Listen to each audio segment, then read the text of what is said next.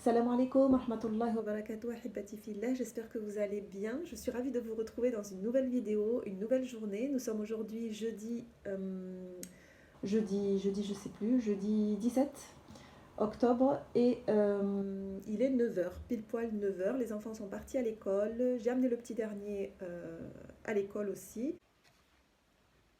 Resalam les filles, j'étais en train de préparer un tableau de progression d'apprentissage pour mes élèves en fait, pour cette année d'apprentissage. Et en même temps, je réfléchissais à un cours que je pourrais vous donner. Et je me suis rendu compte aussi en réfléchissant que au niveau, il y a un harf où beaucoup de sœurs se trompent quand elles le prononcent. Et je voulais revenir donner un petit cours là-dessus, juste pour que ce soit un peu plus clair peut-être, j'espère, bi'idnillah, inch'Allah, que ce soit un peu plus clair. Et ce harf, ça s'appelle la hamza.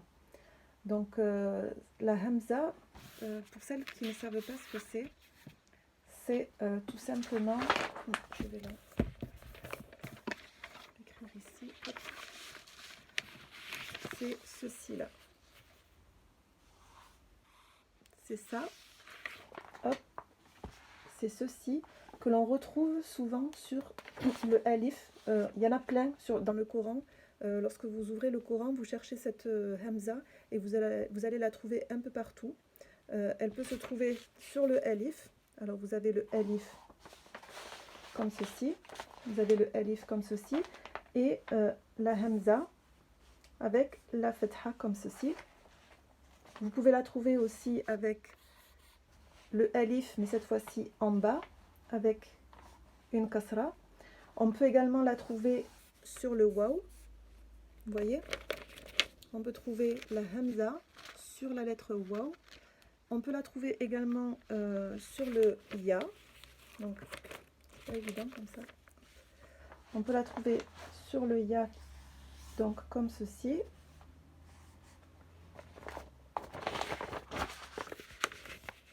Voilà, j'espère que c'est assez clair.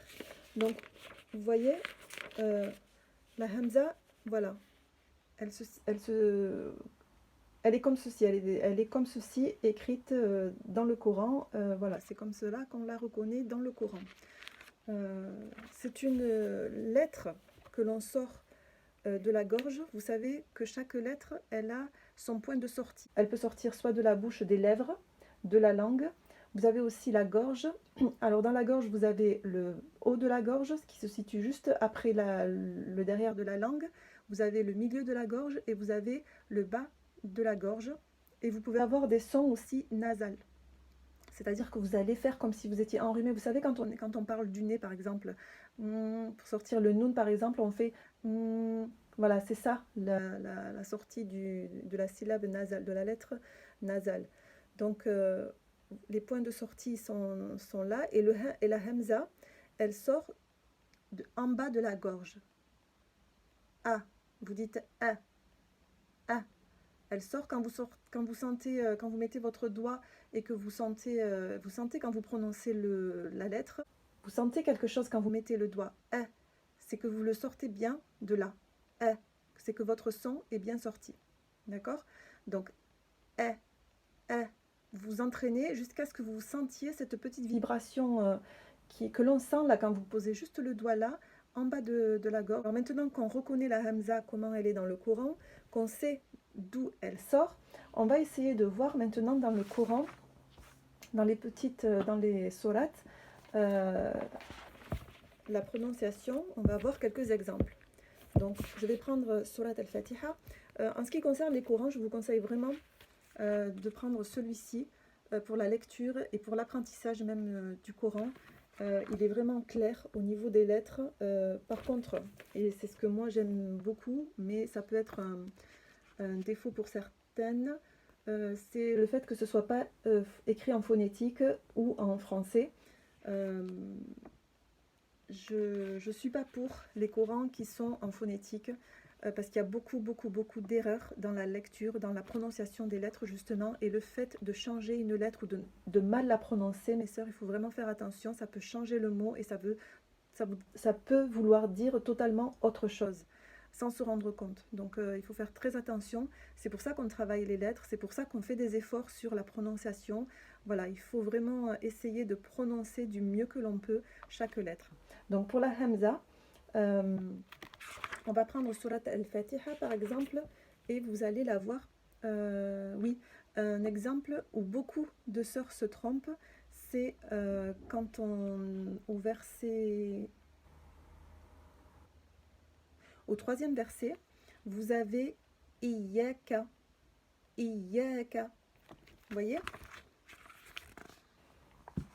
Vous avez là, c'est-il ici là. Vous avez le alif avec la kasra, donc i avec le ya qui suit juste après. On prononce bien le ya avec la kasra et la hamza. I. Vous voyez? Donc on prononce bien iyaka, i. Même sans toucher, moi je sens la vibration là en bas de ma gorge. Iyaka. Il y a beaucoup de sœurs que j'entends dire parmi mes élèves, hein, j'entends souvent yaka, yaka. Non, c'est une erreur. On appuie bien sur le, on sort bien. Il faut que ce soit clair. La sortie de la lettre doit être claire. Iyaka, iyaka. Tu peux essayer si tu veux. Iyaka, iyaka. Tu vois? Ensuite, il y a d'autres exemples. Par exemple, je vais reprendre les petites sourates. Donc, l'exemple, je vais le prendre de la sourate, par exemple. Il y en a plein, hein, c'est juste que...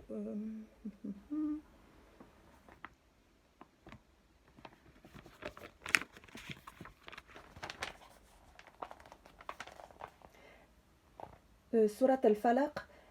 Ida.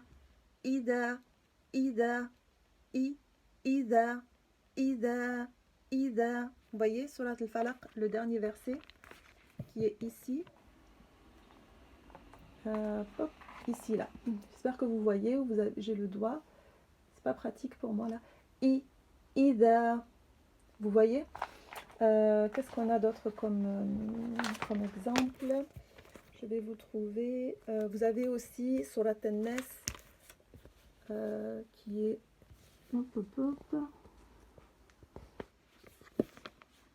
Surat an-Nas, si je me trompe de page. Vous avez aussi là dans Surat an-Nas a'udhu,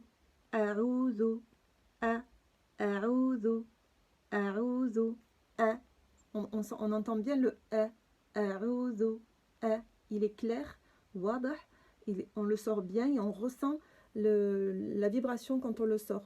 A'udhu. Vous voyez? Je vous ai dit qu'on pouvait également le trouver sur le waw. Et sur le waw, on a le mot dans Surat al-Baqarah, les 5 premiers versets, vous savez. Yu'minuna. Yu'minuna. Vous voyez, je l'ai là en petit. Hop. Je vous le rapproche bien. J'espère que vous allez bien voir.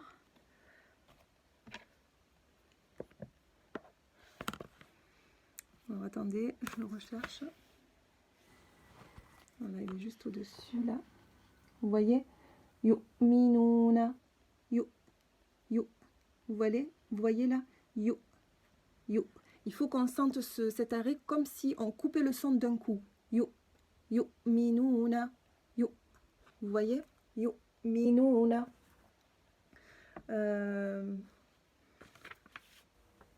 Donc voilà, c'est vraiment... Il y a beaucoup qui disent yu'minuna, yu'minuna. Il faut entendre ce yu'minuna. Quand il y a le sukun, c'est comme le mot aussi sama. Beaucoup de sœurs disent sama. Non, sama. Donc on prononce bien le son de la hamza qui est sama. Donc je reprends. Vous avez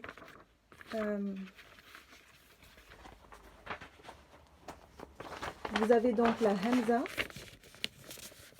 Vous avez donc la hamza que l'on retrouve de cette manière-là. On la retrouve sur le alif qui est ici avec une fatha et ça donne le son A. Sur le alif, lorsqu'il est en bas avec une kasra, ça donne le son I. Un son clair que l'on entend. I. Iyaka. D'accord? Quand il est sur le waw, voilà, vous avez la hamza juste au-dessus. Yu. Yu'minuna. Yu'minuna. Et là, pareil, on entend l'arrêt de la hamza à la fin du son shay. Shay, par exemple. Shay. Shay. Vous voyez?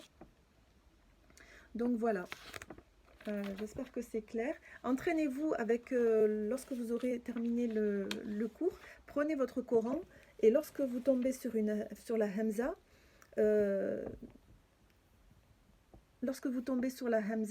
essayez de la lire avec la bonne intonation et de façon claire, qu'on entende bien le i, le a, le you, par exemple, le you, minoun. Vous voyez? C'est très très très important de pouvoir savoir le lire correctement. Donc voilà, j'espère que ce petit cours qui est très très très facile, vraiment mes sœurs, si vous apprenez de temps en temps comme ça des petites choses sur la lecture qu'il faut savoir, vous allez voir que vous allez savoir lire le Coran assez facilement, Inch'Allah. Il faut bien évidemment connaître l'alphabet.